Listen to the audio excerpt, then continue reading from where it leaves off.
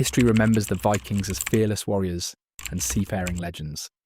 But behind the glory, the riches, and the bloodshed was another story, a darker truth buried beneath the sagas. A truth about those who had no voice of their own. Today we step into the frost-bitten shoes of the forgotten, Viking slaves or thralls. This is a day in their life from sunup to sundown, based on archaeological findings, Norse law codes, and historical accounts. This is the story of survival beneath the boots of the north. The first thing a Viking thrall felt in the morning wasn't sunlight. It was the cold, sharp and unrelenting, biting through threadbare wool, through straw-stuffed bedding, through skin. There were no beds, no soft furs. Just the floor, earth or rough boards, and maybe, if you were lucky, a mat of straw shared with others. In some longhouses, thralls slept in the byre, the part of the structure shared with livestock.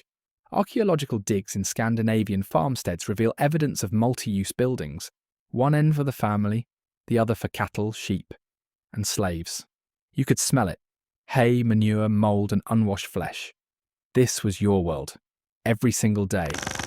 The space was cramped. The fire from the central hearth rarely reached this far. You woke stiff, cold, and sore from yesterday's labour. And the worst part, you weren't alone. Lice, fleas, and rats kept you company. Many slave quarters were infested, and bone remains found in these areas often show signs of malnutrition and stunted growth. Proof that thralls didn't just live poorly, they lived broken. You dressed in the same rough tunic you'd worn for weeks, maybe months. Clothing for thralls was basic. No dye, no ornamentation. A plain wool tunic, often passed down, patched until it barely held together. If it tore again, you'd fix it after your work was done. Or not at all. There was no privacy, no quiet, just orders. The master's household needed to be ready by dawn, and it was the thrall's job to make sure it happened. That meant rising before everyone else.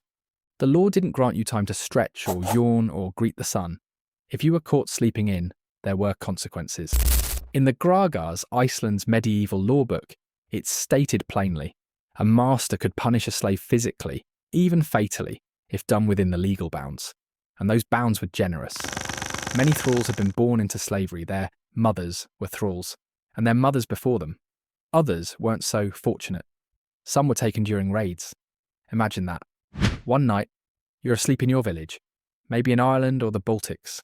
The next morning, you're bound in ropes, packed into a ship, and sold at a market in Hedeby or Birka.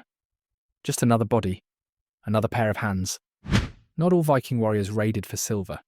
Many raided for people. Slaves were currency. They could be traded, ransomed, gifted, or sacrificed. Yes, sacrificed. At elite funerals like the one in Oseberg, scholars have found the remains of individuals thought to be ritual sacrifices, possibly thralls sent to serve their masters in the afterlife. And if you were captured, escape was nearly impossible. You were brought to a land with a different language, different gods, and no allies. You were stripped of your name. Many thralls were renamed by their owners, given degrading nicknames or just called boy or girl. You became invisible. Before the first freeborn yawned, thralls were up, bent over buckets, tugging at goat udders, splitting firewood still wet from the night dew. The fires inside the longhouse needed lighting, and that meant a race against the cold with flint, tinder, and shaking fingers. A single mistake, a hearth not warmed in time, water not drawn before breakfast, a cow untended, could earn you a lash or worse. Because in Norse society, time was labour, and thralls were expected to move like clockwork. We have archaeological hints of this domestic machinery. In elite Viking farms like Tisø in Denmark and Borg in Norway, layers of buildings show signs of large-scale food preparation, weaving, animal care, more than a single family could manage alone. Thralls filled that gap. In households with status, morning meals were simple but sacred. The porridge had to be hot. The benches had to be clean. The master's boots had to be placed just so. It was the thrall's job to ensure a flawless morning, without being seen, without speaking unless spoken to. And while female thralls handled much of the kitchen labour, male thralls were already outside, tackling heavier burdens. Water was often drawn from nearby streams or wells. The buckets were heavy, the paths slippery. And there was no break, no, let me catch my breath. You moved or you bled. Then came the livestock. Cows, goats, pigs, chickens, these creatures mattered more to the Viking household than the slaves who tended them. And yet it was the thrall who cleaned their stalls, collected eggs, brushed fur, and dealt with sick animals. The job was filthy, and the risk of infection high. Thralls weren't offered gloves. If the cow kicked, you bled. If the pig bit, you stitched your own hand. If you had the thread.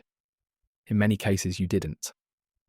Morning tasks also included tending to the master's children. A female thrall might act as a nursemaid, constantly tending to the child of a woman who'd never lower herself to diapering or discipline. There are accounts from saga literature, such as Laxdæla saga, that mention trusted thralls raising children who would grow into powerful figures, only to be discarded when no longer needed.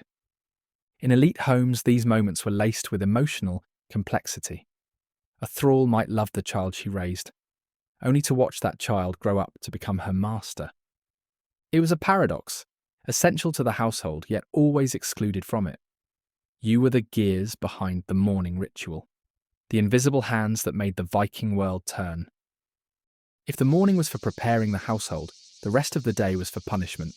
Not formal, not declared, but punishment in the form of endless labour, work that broke your back, stole your breath, and aged you long before your time.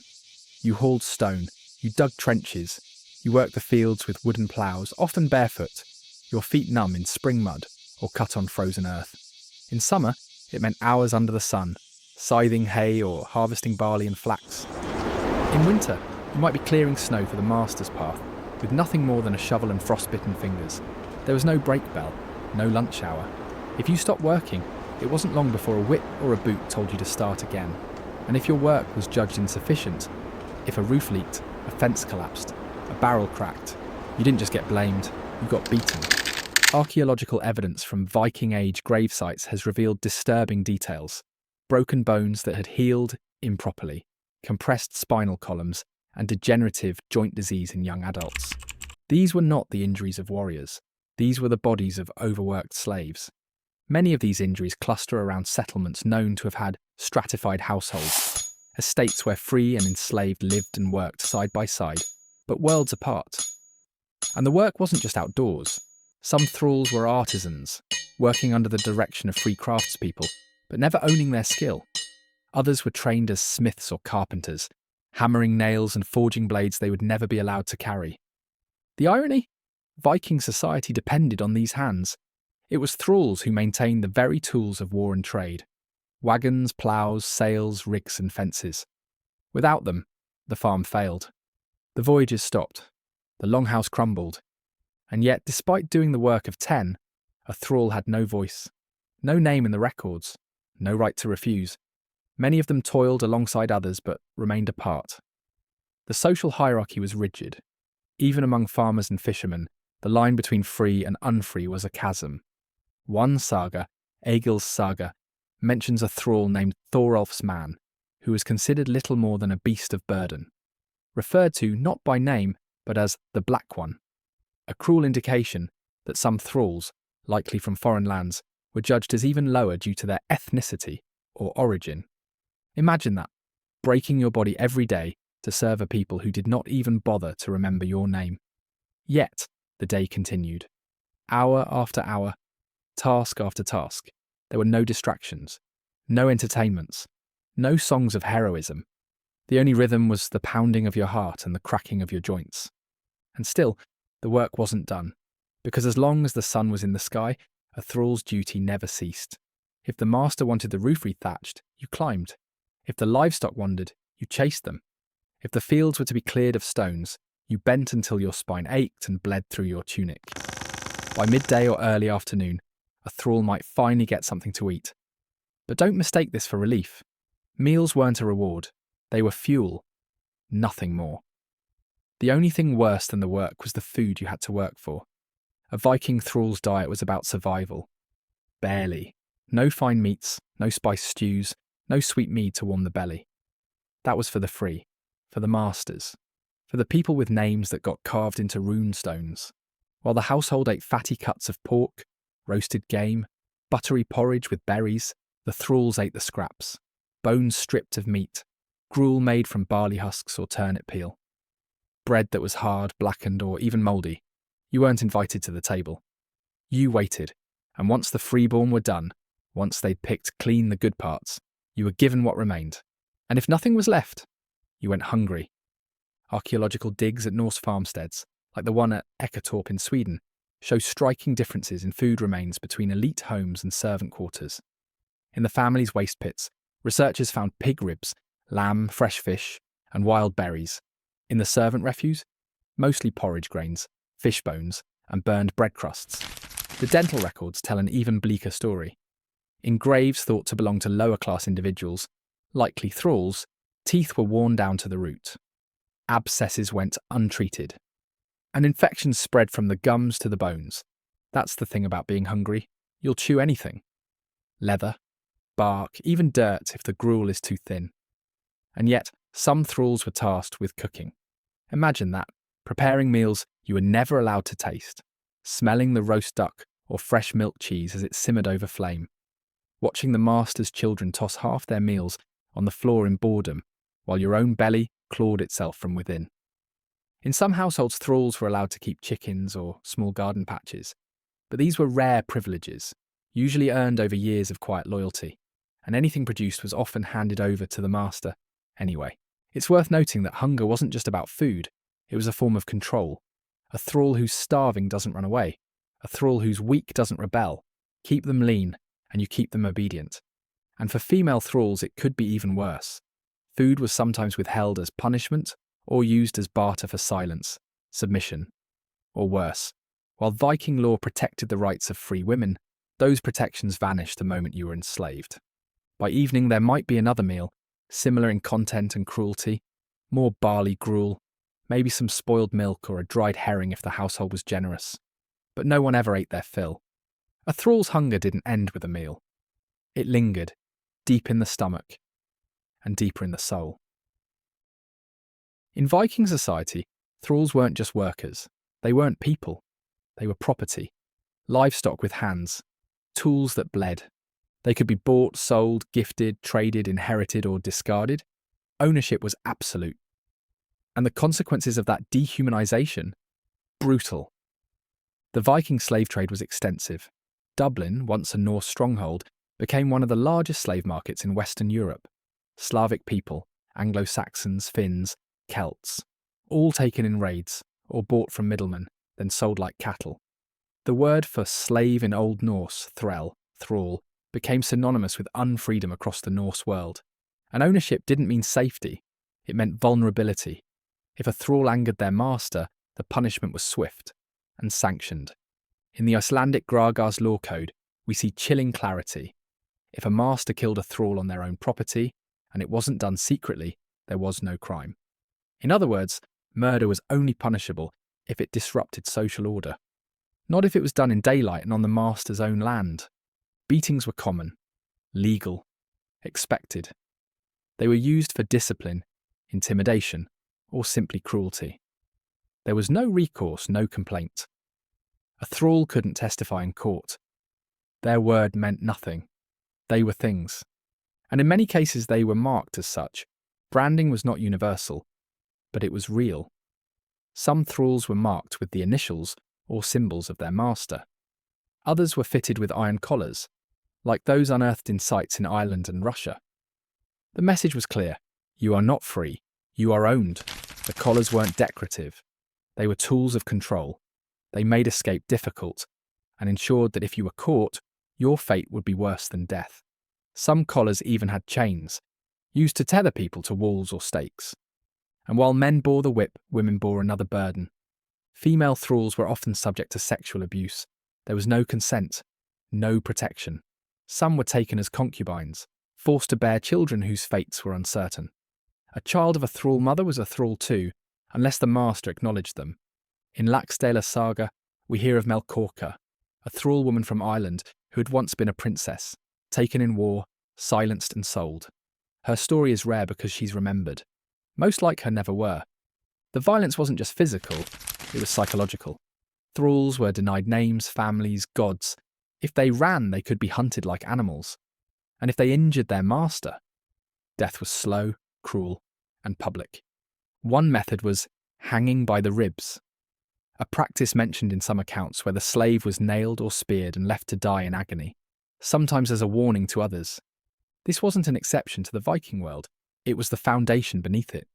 For every hero who sailed to glory, there were dozens of hands who never saw the horizon.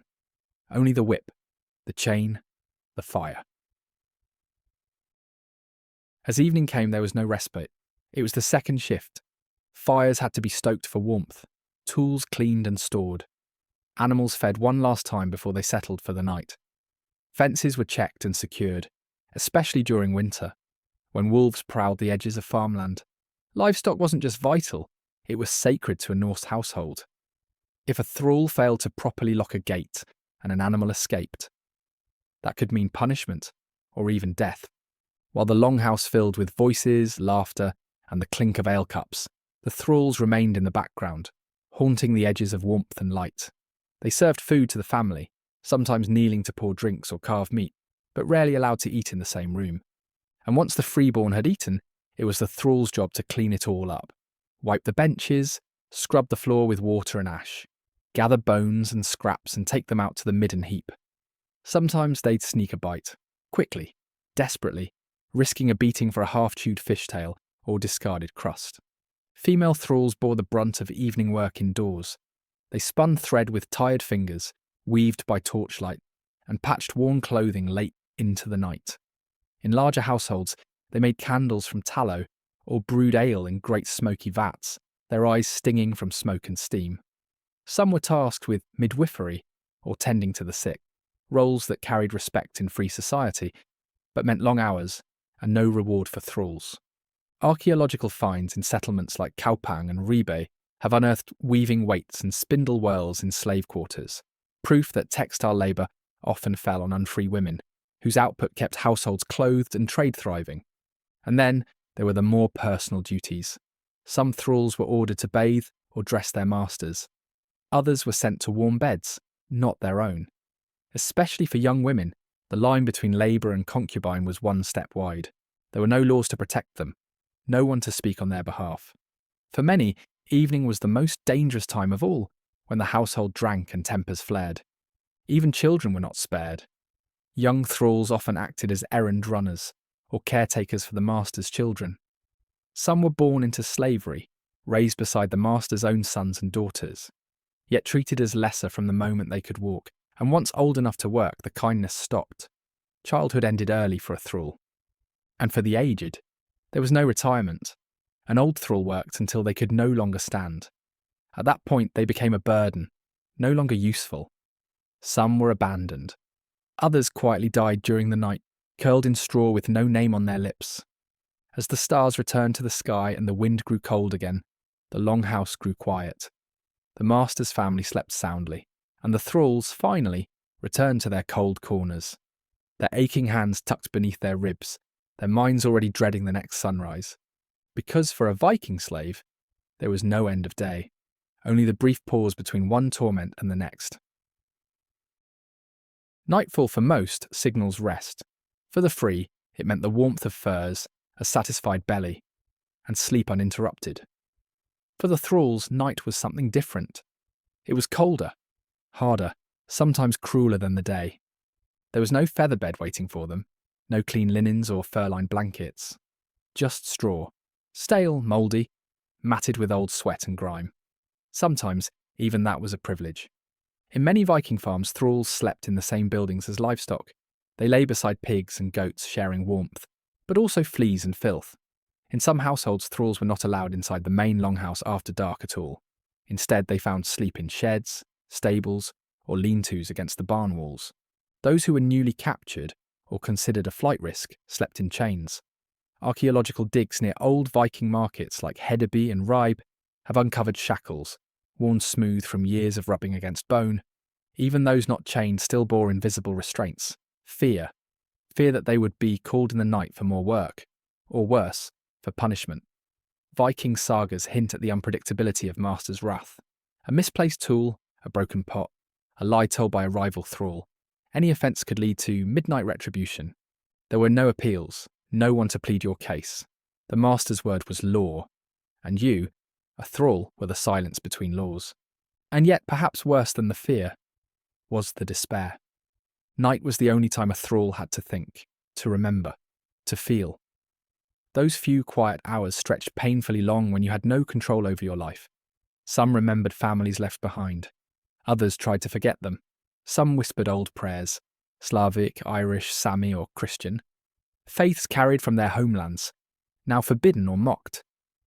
In rare cases, a few thralls dared to dream of escape, of freedom, of a different life. But dreams like bread were scarce and dangerous.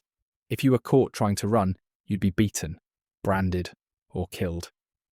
In some law codes, the penalty for aiding a runaway slave was equivalent to aiding a thief. And so most stayed, because where would they go? A runaway thrall, especially one with foreign features, a foreign tongue, would be noticed instantly. With no money, no allies, and no identity, survival was nearly impossible. But even in bondage, sparks of resistance smouldered. Night was no peace for a thrall. It was a time of aching joints, gnawing hunger, and unseen grief. But it was also the only time they could call their thoughts their own. For most Viking thralls, life began and ended in bondage. But not all. A few, very few, clawed their way out. The path to freedom was narrow, steep and riddled with cruelty. But it existed. Manumission, the act of being freed, was permitted under Norse law. A master could declare a thrall leisingi, or freed person. Sometimes it happened at the master's death. Sometimes it was earned through years of loyal service, and sometimes it had a price. Yes, some thralls were allowed to buy their own freedom. With what, you ask? Not wages, they didn't earn those, but by trading, saving scraps of coin, or receiving small payments for certain skills, like blacksmithing or healing, a handful of thralls scraped together enough to purchase their liberty. More often, freedom came as a favour, a reward for raising a master's child, for service in battle, for tending a dying elder without complaint, and sometimes for bearing a master's child. In such cases, a female thrall might be freed to legitimise her child's status, but make no mistake, this wasn't compassion. It was convenience. Freedom did not mean equality. A freed thrall was always marked by their past. In Viking society, your lineage mattered. A leisingi carried the social stain of slavery, even if their children were born free. They could own land, yes, trade, marry, appear in court. But they could never claim noble ancestry. They could not become chieftains or jarls. Their testimony in court carried less weight than that of a full freeborn Norseman, and their status, always, was second tier. Even the sagas mention these divides. In Gisli's saga, there are hints of former thralls who manage property or act as trusted retainers. Yet they remain suspect, watched, kept close, but never close enough. But despite that, some did build lives. A freed thrall could marry, have children, pass on property. If they were clever and quiet, they might even become respected among neighbours. In farming communities where strength and loyalty mattered, actions sometimes mattered more than blood. Sometimes. And there were exceptions. Some freed thralls rose far. The 13th century Landnámabók, or Book of Settlements in Iceland, mentions landowners and settlers of slave origin. In a young colony like Iceland, where survival trumped status, freed people occasionally gained real power. Not often, but enough to be remembered. Their stories remain mostly untold, carved into no stones, recorded in no runes. But the archaeological record tells us they existed. Burials with modest grave goods, simple homes built with skill, and family lines that quietly survived into the modern age. For every 1,000 who died nameless, one might have found freedom, not as a warrior, not as a queen, but as a person, a whole person, and that was worth everything. Yes, they were the invisible ones, forgotten in sagas, left unnamed in the carvings. For centuries, Viking thralls lived in the shadows of history. But now, the earth is beginning to speak for them. Modern archaeology has become the voice of the voiceless, and what it tells us is stark. Across Scandinavia, Britain, Ireland, and the Baltic, excavations have uncovered the remains of people who didn't die as warriors or nobles, but as labourers, slaves, thralls. At burial sites like Sander in Sweden and Kaupang in Norway, some graves are shockingly simple. Shallow pits, No grave goods, no markings. In one, the skeleton still wore an iron collar. Not even in death were they freed. Contrast that with elite Viking burials, ships filled with treasures, weapons, combs, brooches, and sacrificed animals. The difference is undeniable and intentional. But some findings are even more haunting. At Ribe, Denmark, human remains were discovered in refuse pits mixed with animal bones and trash. No proper burial, just disposal. These weren't honoured dead, these were discarded tools. A silent testament to how Viking society valued its slaves. The physical evidence is overwhelming. Skeletal analysis reveals repetitive motion injuries, stress fractures, poor healing, and malnutrition. These weren't warriors. These were bodies used and discarded. And yet here they are, speaking at last through bone, soil, and ash. Some of these people came from far-off lands. Isotope analysis of teeth and bones shows that many Viking thralls were foreigners, captives taken in raids, then dragged back to Scandinavia to serve a lifetime. Others were local, born into slavery, their families caught in generations of ownership. Together their remains tell the missing half of the Viking story. We often celebrate the long ships, the raids, the riches, but all of it, every blade forged, every house built, every crop harvested, was touched by the hands of thralls. Without them, the Viking world would have collapsed. And yet most of them left behind no names, no stories, no descendants who could claim them. That is why this work matters.